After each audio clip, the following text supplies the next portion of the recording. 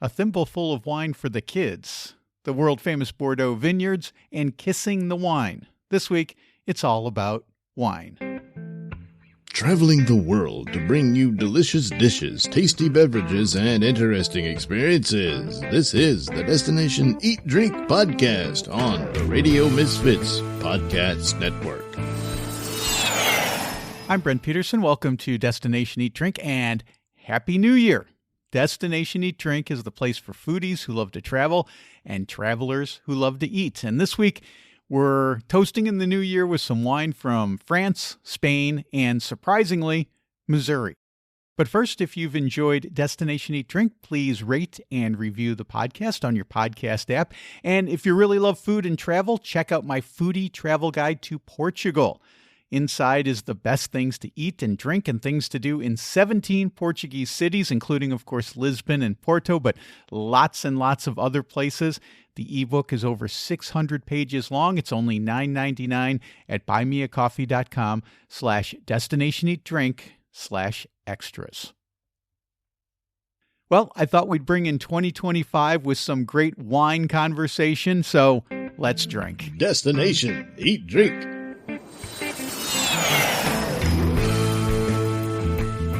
Darlie Newman is the award-winning creator and host of the TV show Travels with Darlie. She'll be on the show next week with a full episode about the new season of her show. But right now we're talking to Darlie about visiting the incredible wine museum in Bordeaux, France. It's a multi-level museum.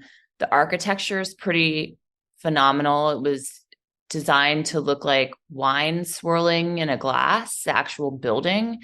And it's this round shape so that when you're traveling through it, you're supposed to almost be traveling through a wine glass, which when you think about it it's a pretty cool architectural statement. And it is a wine, it is a wine museum. So it's nice. And you can get up high within the museum to do actual wine tasting on the top level. And I don't know if you did that, Brent, but I thought it was cool. Yes. Yeah, they did have wines from all over the world and they changed them and they had some more rare stuff. And I specifically asked, let me try something that I wouldn't be trying every day while I'm here, because it's fun to try something kind of off the wall. And I had a Peruvian wine as one of the things that I tried when I was there, one of the types of wines.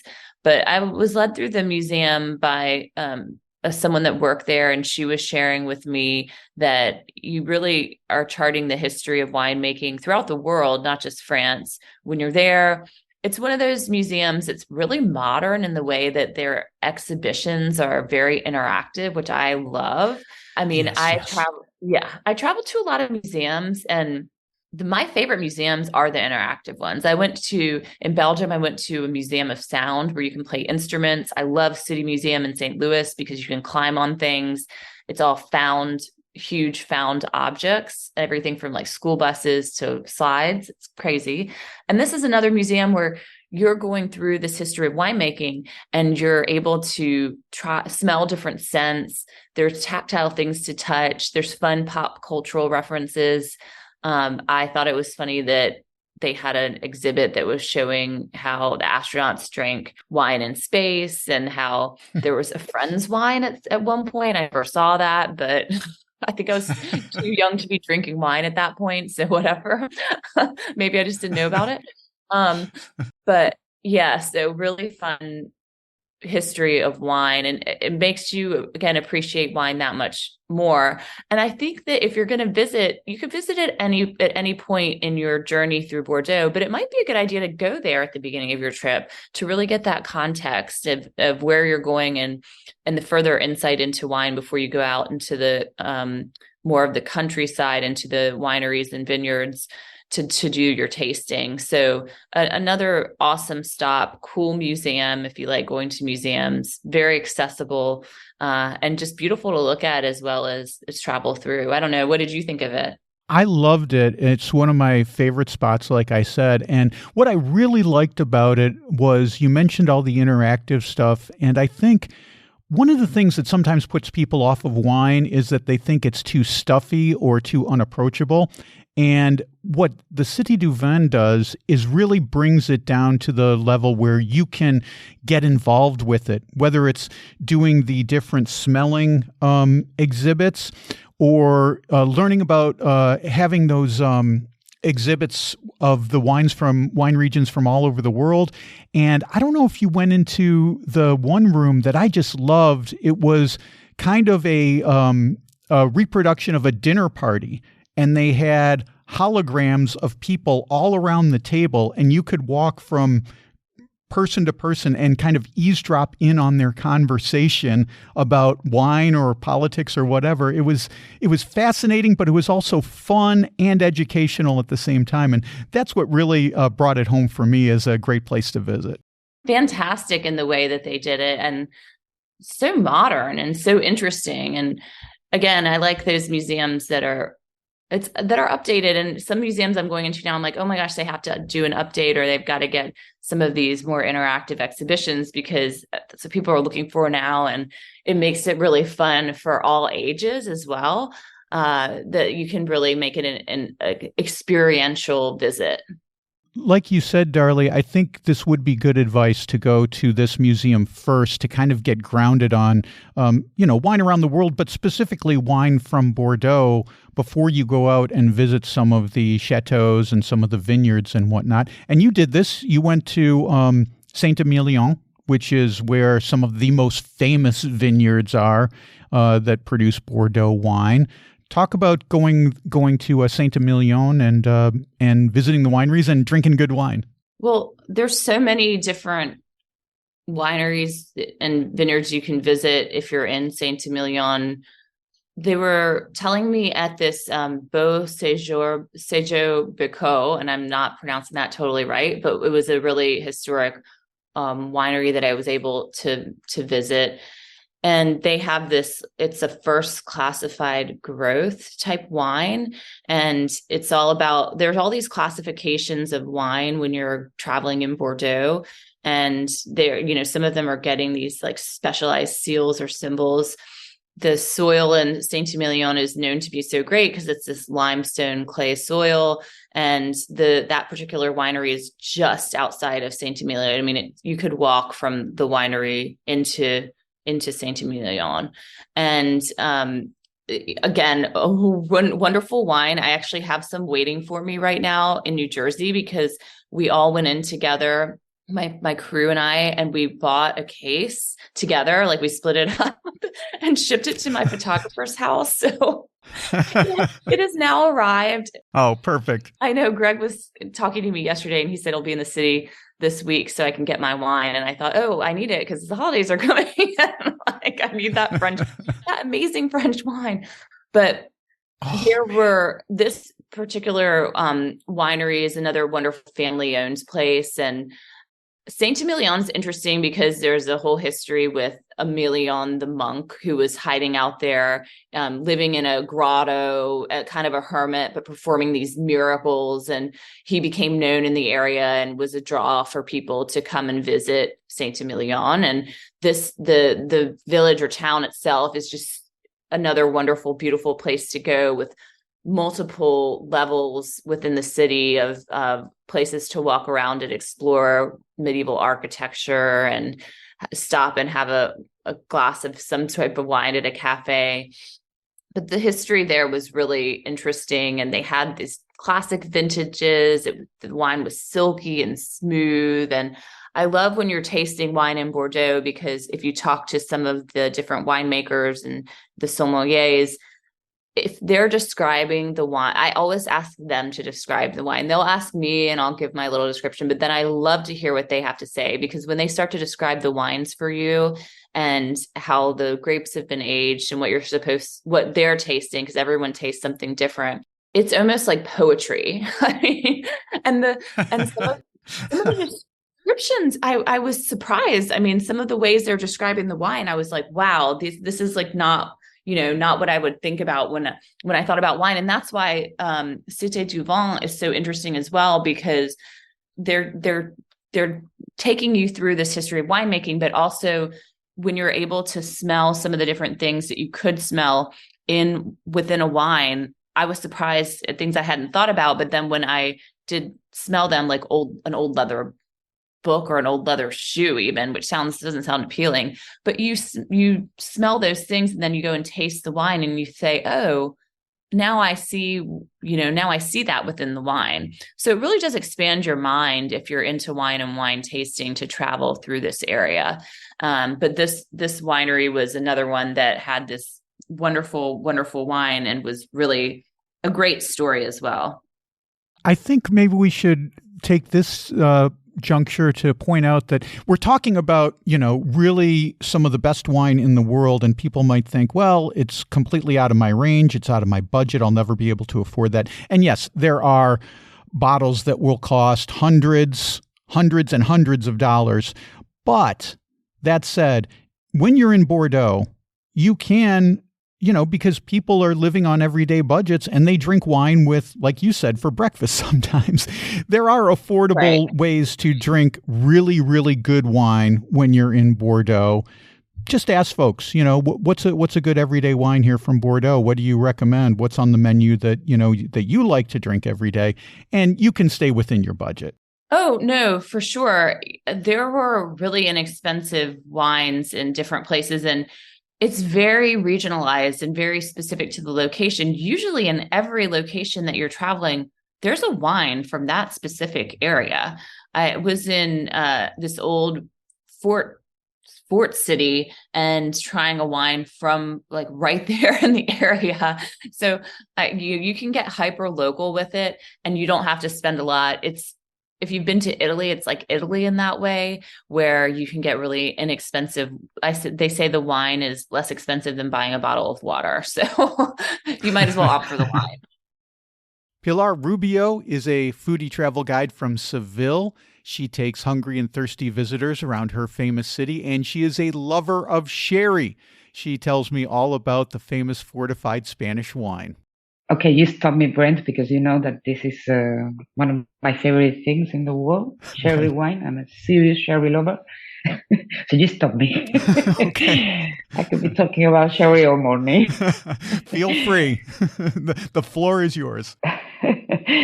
So sherry is produced very close to Sevilla. This last year, they made bigger the geographical area of production of sherry, and it's part of the Sevilla province, but it's mostly in the Cádiz, in Cádiz province, in Jerez, around Jerez and the Atlantic Ocean.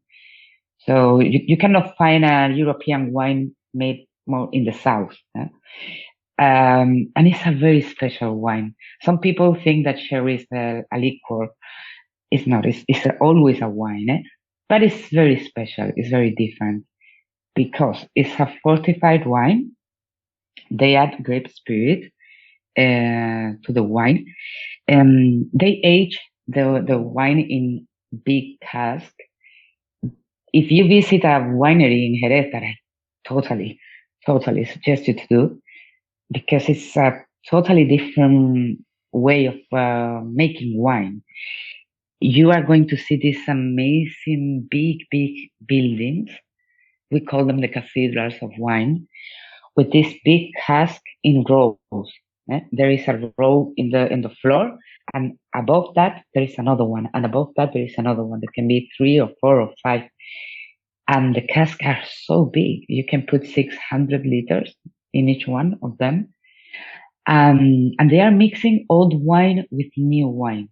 The newest is at the top, the oldest at the bottom, in the solera. It's called solera, this row of cask, because it's close to the floor, and the floor in Spanish is suelo. So from suelo, solera. That is the oldest. The only bottle from the oldest, but never take more than 25 of the wine there. Because that wine that they take to bottle, and they bottle when it's ready to drink, they don't age in bottles, that is refreshed, is refilled from the row above, that is younger. And that is refilled from the row above. So they are always blending. By law, the youngest sherry in a bottle should be 2 years old, but normally it's older. And part of it, you never know how old it is, really. Maybe it's 50 years old or 100 years old, a part of it. It's a fascinating way of making wine. All the sherry wines are white, all of them, even those that are mahogany color.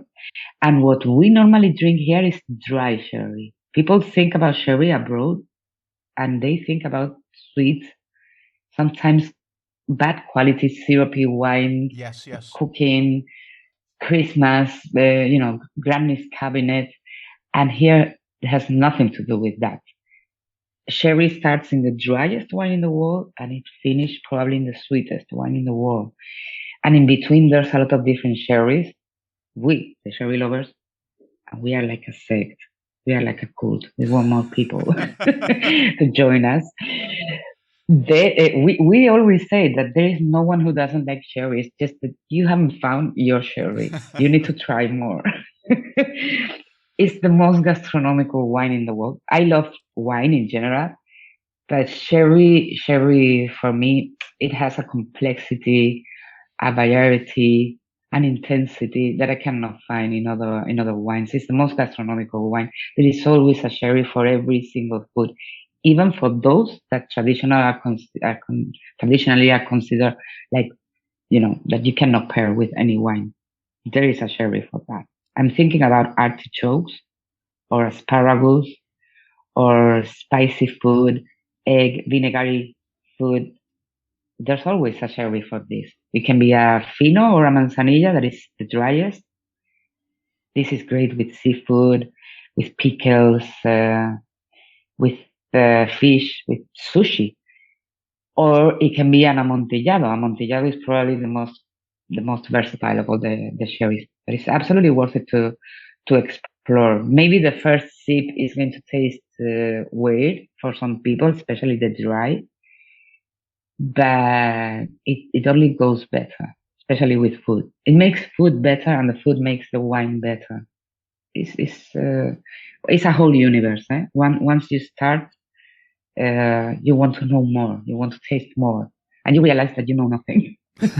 It's a fascinating universe. I think my favorite kind is the Fino, because I think that's one of the drier ones, and I love sipping on the Fino. It's also, to me, it's one of the lighter sherries. Sometimes they're a little too alcoholic for me. Your point that you need to have food with it is a good one. It's like you're not sitting there quaffing sherry. You're sipping sherry. But for me, Fino is the best. Describe what the characteristic is of Fino compared to maybe another one of the different varietals of sherry. Fino and Manzanilla are the most popular sherries here, and you're going to see a lot of local people with this characteristic glass, always holding the glass from the bottom and sipping with tapas. It's very, very dry. It's the driest. It's pale color, and it keeps this pale color because it's always aging in the cask underneath a yeast layer that we call the veil of the flor. And this yeast is going to eat all the sugar that could be in the wine. And it's very crisp and very elegant, a little bit bitter sometimes.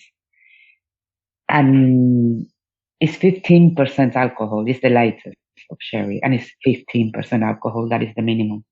The rest of the sherries are going to be 17 or even higher in alcohol. So we sip it very, very slowly. Also because it's very complex and sherries are long, so you don't need to be drinking all the time. And also it's alcoholic, so we sip it. We kiss the wine. We tend to be a little bit poets with wine and sherry. I love that. It's a must. You need to try. You need to try Fino or Manzanilla. Fino is very easy to find abroad. There is a winery, Tío Pepe González Dias, and they have a wonderful marketing net, and it's very easy to find Tío Pepe Fino everywhere in the world, really. Kat Neville is the host and creator of the award-winning TV show Tastemakers on PBS. She tells me about the surprising winemaking tradition in Missouri. Let's jump to wine, one of my favorite subjects. You did an episode that focused on wines in Missouri, specifically went to Dale Hollow Winery. And of course, when I flipped the episode on, my first reaction was, Missouri wines? I had no idea. Is this a typical reaction that you get from outsiders who are ignorant about this? Yes, absolutely. I mean, even people who live in Missouri aren't that aware of Missouri wine. But we have been making wine in Missouri since the early 1800s. Missouri is a really fascinating crossroads state right in the middle of the United States. And St. Louis, for example, is at the confluence of the two major rivers on this continent, the Mississippi and the Missouri. And so people came in, they came to St. Louis as kind of a jumping off point to other points west. And a lot of the Germans who came in, they went down the Missouri River, and the beautiful rolling topography along the Missouri River reminded them greatly of the Rhine Valley. And so a lot of them chose to settle. And so that Missouri has had a commercial winemaking industry since the early 1830s. And that it's a long story that involves international intrigue with the phylloxera bug and all of this kind of stuff. But today we have about 130 wineries that are operating in the state of Missouri, and more vineyards besides. But Dale Hollow is such an interesting story, because it is a young family in a town called Stover, Missouri. It's not part of any of our like traditional winemaking regions. And they just on a whim decided in their grandfather's land, where their grandfather used to grow corn and all that kind of stuff, normal farming stuff. They decided on a whim to plant like 1,000 vines. And that was 10 years ago. And in kind of the annual cultivation of the grapes, and each year trying to make wines and kind of learning step by step, because really winemakers only have one chance every year to make wine.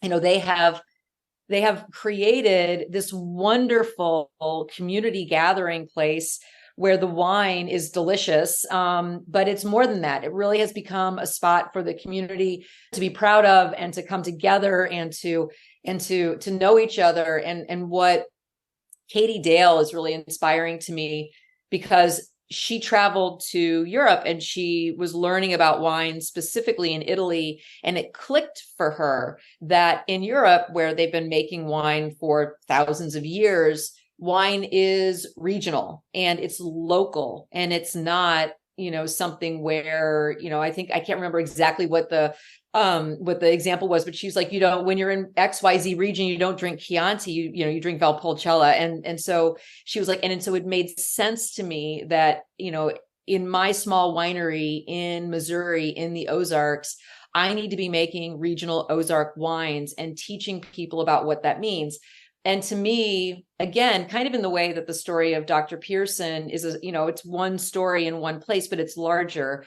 I mean, there are amazing wines that are made in New York and Virginia, Colorado, New Mexico. There are beautiful wine regions across the United States, and there is a really gathering interest in regional American wines. And I mean, obviously wines from Napa and Sonoma and Walla Walla, like all these like beautiful wine regions are amazing, but there's so much more to explore in American wine. And so again, it's like, that's what I think is so fascinating about this story. Yes, Katie and Jesse Dale are an extremely cute, I hate to, that doesn't sound like the right word, but they like Jesse, when he's being interviewed, he just keeps giggling, because he's kind of like, I can't believe I get to do this. It worked. We have this winery. And it's just wonderful to just see the joy that they have in creating this place together and with their family. But again, it's a larger story, because American wine a lot of winemakers are choosing to play around with grapes that you're just not familiar with, not the Cabernets and, Chardonnays of the world, but they're playing with these hybrids that do well in not Mediterranean style dry climates like you find in California, et cetera. They're growing things like Chambourcin and Norton and Vignoles and Seyval Blanc. And these are grapes that most people have never heard of, but they make really delicious wines. And so I love wine, you love wine. And to me, it's exciting to be able to explore wines that are unusual and very regional. So that's what I'm hoping people take away from this particular episode. That episode resonated with me because you talk about the Germans who came to Missouri. My great-grandfather was one of those German immigrants. He didn't land in Missouri. He kept going. He landed in Nebraska, where there's a big German population. But my father used to remember going to his grandfather's house, my great-grandfather, the German immigrant, who had some vines in the backyard and would make wine in the German style. And he would give the grandkids a little, he described it as a thimbleful of wine when they had dinner. So this episode was really very personal to me too for that reason. I mean, I've been in food media for over 20 years. I've been doing this for a long time. And there are always big stories, like stories of big wineries or, really like famous chefs and that kind of stuff. And that's great. Those stories are out there and they're already being told. What I'm really drawn to are stories of exactly what you're talking about. They make you remember about, your grandfather used to give these little thimblefuls. I feel like those are the stories that very often get left on the table. And those are the stories that I think are the most interesting because they teach us about what's possible for ourselves and they teach us about our history and our common culture. And I don't know, to me, that's the kind of stuff that I really like to seek out and share with people because they're the stories that don't get told very much. Okay, that's Kat Neville. You can find out more about her work at watchtastemakers.com. Darlie Newman's website is darlie-newman.com, and Pilar is on Instagram. I've got a link to her in the show notes, along with all my other guests from this week. Well, that's it for this week's show, and like I said, Darlie Newman will be back next week for a brand new episode about the new season 12 of Travels with Darlie. So you don't want to miss that. There's also a ton of new stuff at destinationeatdrink.com. I just posted a foodie travel guide to the undiscovered city of Ericeira. You can read a snippet of that for free at destinationeatdrink.com and look under the Portugal tab, or you can buy the ebook for just $2.99. What a deal. You can get that at buymeacoffee.com/destinationeatdrink/extras. There's also a brand new video out if you're interested in how we chose our city of Setúbal when we moved to Portugal. I outline the rigorous decision-making process, our must-haves, and how we narrowed it down on my latest YouTube video. You can see that by clicking on the video tab at destinationeatdrink.com, or you can go to my YouTube page at youtube.com/@destinationeatdrink946. Destination Eat Drink is distributed by the Radio Misfits Podcast Network and Ed Silla. Thanks, Ed. I'm Brent Peterson. I will see you down the road. Join us next week for another culinary adventure on Destination Eat Drink, a presentation of the Radio Misfits Podcast Network.